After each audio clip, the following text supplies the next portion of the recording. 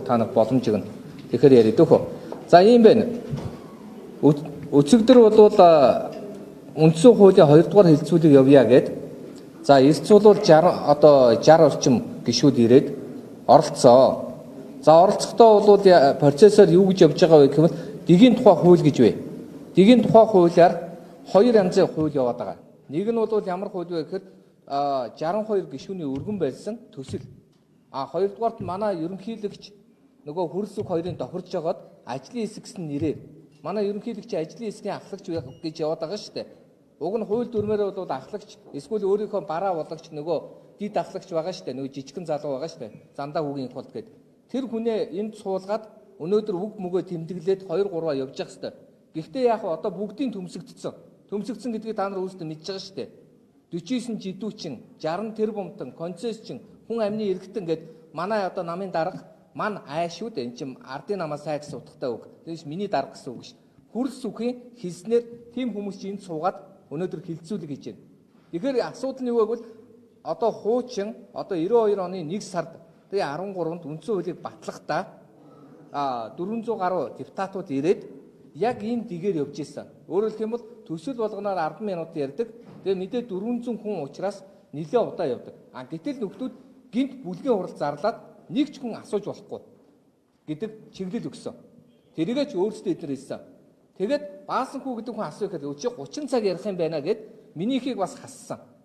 Иннээс болоо өцөгдөр юу гэвэл за энэ одоо үндсэн хуулийн өөрчлөлтийг улс төрийн тохиролцоо нийгмийн 8-ны хэрэгсэл байлгахаа болоо гэд би хэрвээ та нар санаж байгаа бол энийг би сандлынхаа ардталд ингээд тавьдаг.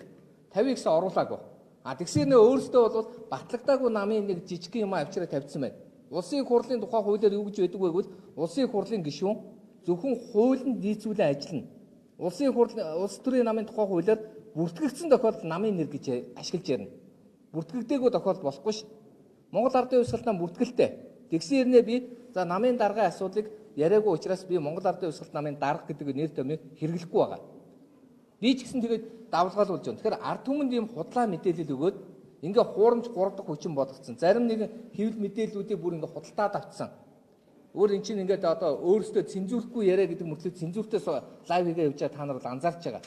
Бүр ийм хошин хийж байгаа цаад санаа нь юу вэ? Эдгээр ингэ тохирсон байна. 108 болгоё.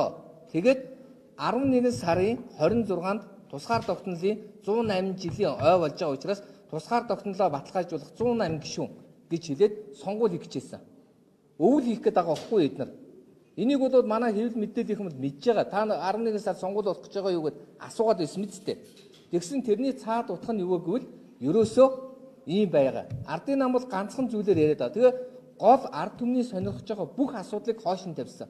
Ягаад гэвэл нөгөө юм чи ихэндээ явж байгаа сүулдэ ядраад инээ тэрэ 150 асуудал ярихаар чинь хүн чи одоо жишээлбэл нэг хүн 10 минут ярина гэдэг чинь 20 одоо асуудал гэх чинь 240 минут болно үстэй. Иймэрхүү байдлаар нь орохоор нь оруулъя гэд зүгээр хилцчихсэн дарааллуудыг байхгүй болгосон. Тэгээ одоо юу гэдэг үсрээд байдаг. Яг ингээд дис дараалалаар нь яваад би бол ажил хэрэг санал тавиад тэр төсөл болгон дээр нь саналыг авъя, өөр санал оръё, инээ тэрэ гэхэд ажлын хэсэгт оруулдаг. Тэгээ үндсэн зорилго нь юу гэвэл энэ хүнийг төмсөгдүүлээгүй. Би бол хэлж байна. Би төгс хүн биш. Надад зөндөө алдаа байж болно. Гэхдээ зөв байж байна. Зөв байх, төгс байх хоёр чи ялгаатай. Зөв байна гэдэг нь хулгай хийхгүй байхыг хэлж шít. Дээрэс нь эдний энэ хуульдаана болооч тохиролцоо байж болно, ойлголцол байж болно. Гэхдээ ард түмэнтэй тохирч, ард түмэнтэй ойлголцох хэрэгтэй. Ард түмнээсээ асуугаач. Ард түмнээсээ асуугаач гэхээр одоо бүр юм сүр биар явц. Одоо энэ дээр зөндөө хиймэл тороол байгаа. Бүр хошин шогийн жүжигчин хүртэл тэр тороол дотор тоглож байгаа. Онон гэдэг нэг нөхөр байгаа шүү дээ. 5 толгой нөгөө тууц муцад орохгүй мессежээр 9 шидийн бичээдээс нөхөр өнөөдөр гинтхэн ард түмэнд хайртай болцсон гэд жүжиг тоглож байгаа. Ийм олон нөгөө юу гэдгийг нийгмийн олонний танил янз бүрийн хүмүүсээр хүртэл ингээ пропаганда гэж ярьдаг сурчилгаа хийж байгаа. Тэр нь ямар сурчилгаа вэ? За хэрвээ юу хийвэл олон нийтийн санал асуулга авал энэ хуулийг өөрчлөх нь зөв үгүй юу гэж асууя гэж. Энийг чи өөрчлөх нь зөв үгүй юу гэдгийг асуусан байхгүй юу? Тэр чинь зөвлөлт санал асуулгаар асуугаад зөв юм байна гэд бид өөрчлөхөө сууж штэ. Одоо бол бид нар юу асуух ёстой вэ? 5 зүйлийг асуучаа. Байгалийн баялгаа асуучий, гишүүдийн тоогоо асуучий. Дээрээс нь одоо юу байдгийг ингээд ойлгомжгүй маргаантай мэтгэлцгээд байгаа зарим нэг асуудлуудаа асууд энийг бид нар энэ үндсэн хуулинд оруулах нь зөв үү? Оруулахгүй байх ёстой юу гэж. Энийг асууя гэсэн чинь нөхдүүд үгүй ээ. Тэгээд ард түмэнд ямар пропаганда хийж байгааг 20-30 тэрбум төгрөг гарна. Бид нар ядуу байгаа. Ингэж тэгээд хэрвээ батлах нь зөв үгүй юу гэж асуугаад ч яах ард түмнээс 20-30 тэрбум гарна. Яриад байгаа үнэхээр та одоо та 76 хүнээр төлөөлүүлмээр байна уу? 99 хүнээр төлөөлүүлмээр байна. Таныг төлөөлж явах 4 жил байх уу, 5 жил байх уу? Таныг өнөөдөр ерөнхий сайд нь одоо сая үрдэл төсвийн энэ дээр хошин шог заалт орж штэ. Тэр нь ямар заалтыг би тодорхойлж хэлээд байгаа гэхээр улсын их хурлын гишүүд тойрогт ямар нэгэн төсвийн асуудлыг оруулж болохгүй гэдэг. Гэхдээ тойрогт гэдгийг хоёр янзаар ойлгох хэрэгтэй л дээ. Нэг нь юу гэдгийг би төсөвд одоо сургууль гэж оруулчаад найзаагийн компаниг оруулчаад дундаас нь найзаасаа ахуул авдаг. Ийм жишг хаасааг байна. Нөгөөх нь сургууль үнэхээр байхгүй. Цэцэрлэг үнэхээр байхгүй. Утаа үнэхээр аюултай. Ийм байгаа тохиолдол бол тэрийг төсөвд оруулаад батлуулъя гэд батлуулж байгаа. Тэгээ энэ хоёроо ялахгүйгээр ингэж хавтгааруулаад одоо ерөөсөө дарангуулын тогтолцоо бий болох гээд байна. Тэгээ ялангуяа Путинийг ирэхээс өмнө нэг амжуулах гавар улаарад байна. Оросын одоо юу гэдгийг ерөнхийлөгч ирэхээс өмнө бид нар онцгой бүрэн эрэхт одоо ийм эрэхтэй боллоо гэж одоо харуулах гээд байна. Тийм учраас энийг одоо бид нар маш болгоомжтой хянав тусгаар тогтнолын асуудал яригдах гэдэг чинь шаабаас болсон шүү энэ үндсэн хуулийн өөрчлөлт. Шаабад орохгүй юу гэдгээсээ эхлээд одоо 76 хүн яриул энэ шаабад хизээч орохгүй. Одоо ерөөсөө ингээ энэ үндсэн хуулийн өөрчлөлтөөр ерөнхий сайд давуу эрэхтэй болоод явах гээд байгаа байхгүй юу? Тэгэхээр энэ болгоныг хэлсэн хүн болгонлоо өнөөдөр ямар нэгэн байдлаар пропаганда дайрч байна. Энд бол сэтгүүлчдийг би буруудах чам биш. Хэвлэл мэдээллийн салбар чинь салин өгдөг хүмүүс байгаа штэ. Тэр байгууллагуудыг биелээд байгаа. Ямар сандаа ажиллаа тавьж чадахгүй штэ зарим хүмүүс. Таны юмыг гаргаж болохгүй байна. Таны мэдээллийг авч болохгүй байна. Тантай лайв хийж болохгүй байна. Нөгөө хаава нөгөө зариг ийм л байгаа байхгүй юу да. Тийм л байна. Ерөөсөө та бүхэн энийг сайн бодох хэрэгтэй. За асуултуудыг чи хариулчих. Хуульцсан.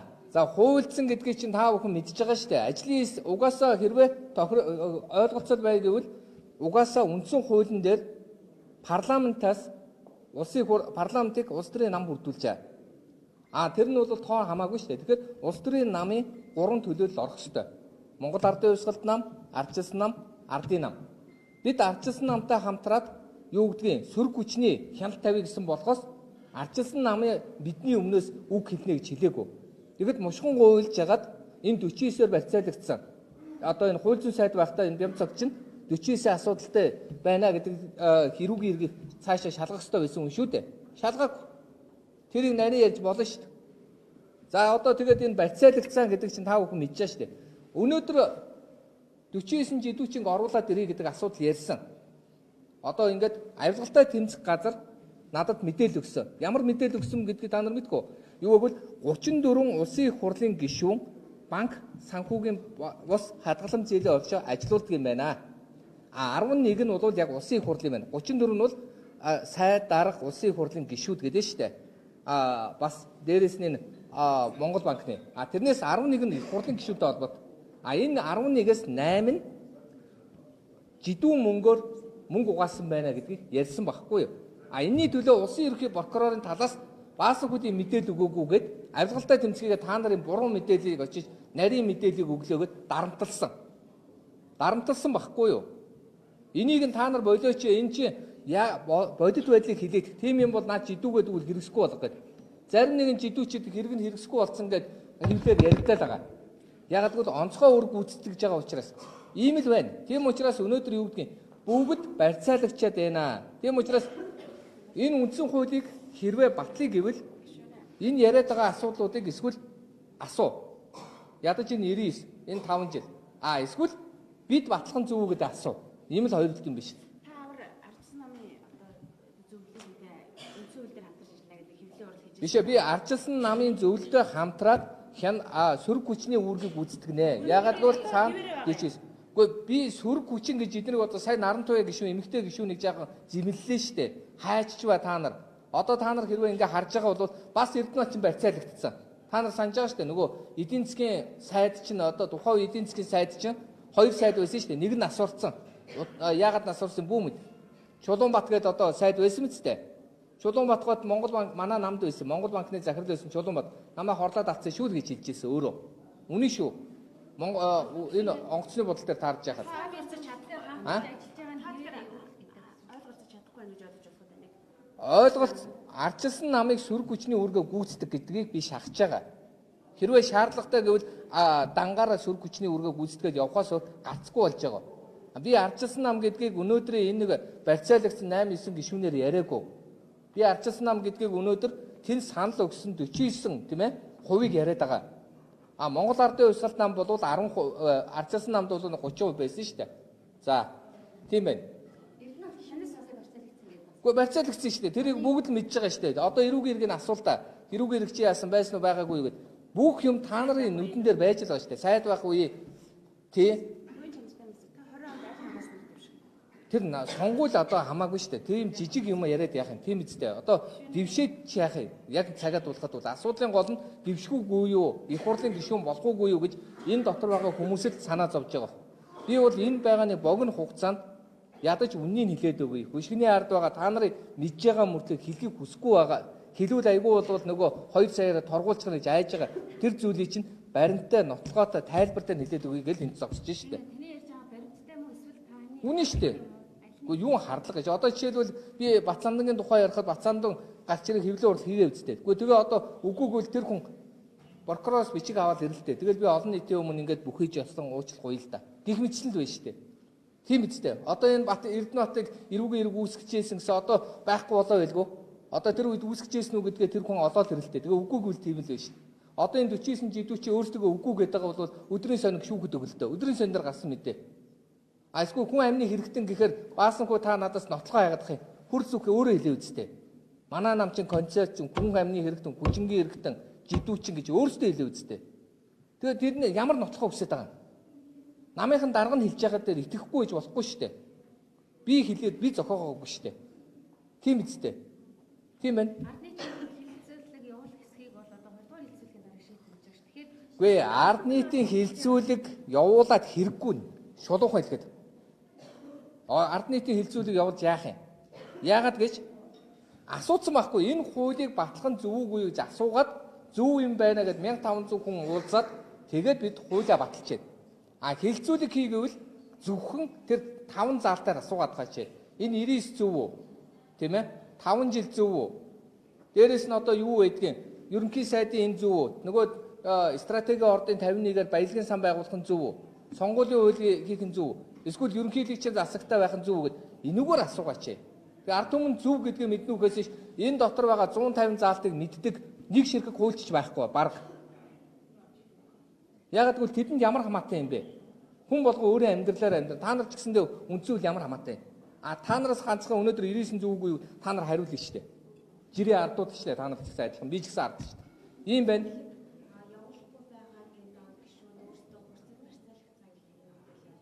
Ямар юм байдгийг тэр нэг яадаг гинэ? Гэхдээ тэгээ барьцаалгсан бол хогч шүү дээ. Хэн барьцаалдгийг тэр хүнийг? Би дахиад хэлье. Ямар ч тохиолдолд Монгол улсын үндсэн хуулийг явуулахгүй тул баасанхүү 49-ийг худалдаад авцсан тэнд байгаа нэг өнөөдөр та нартай сонирхолтой мэдээ хэлэхэд булгантай би цаг 30 минут уулзлаа. Нөгөө нэг зоригийн алгын булгантай. Сони юм ярьсан шүү. Маш сони юм ярьсан шүү. Тийм учраас зориуд ингэж нэг хатгсан, шоглсон одоо тэнд байгаа юмнуудыг холбосон одоо шившгийн өндөгөр хөтлөх гээд өчнөө сони асуултуудыг тавинаа. Тэр ганц улын одоо гэдэг манай одоо ТV-гийн нөгөө даваа баяр маяр чи одоо ямар мөнгө төгрөг авсан тэрийгээ бол шилэн дасаар гаргаад хэлэх хэрэгтэй байхгүй юу? Битгий ингэж зүгээр юу гэдгийг асуудлыг унгаагсан, нураахсан иймэрхүү хошин шог хийжээ. Тэр асуудал чинь хэрэг хийсэн хүн шорондоо явах хэрэгтэй, хэрэг хийгээгүй шорондоо явахгүй. Жинхэнэ барьцаасан хүн бол манай энэ ерөнхийлөгч чи мэдчихэл байгаа шүү дээ дүү. Чи мэдж байгаа үстэй. Энэ одоо хүрэлц үг мэдж байгаа үстэй. Хүний толгой авна гэж барьцаалахаас илүү яах юм? Хүнийг алдна гэж хэлхээс илүү яах юм? Та нар толгойгүй болно гэдэг чинь хүнийг барьцаалж байгаа хэрэг биш шүү. Энийг сайн бодох хэрэгтэй шүү. За ингээ өндөрлөө.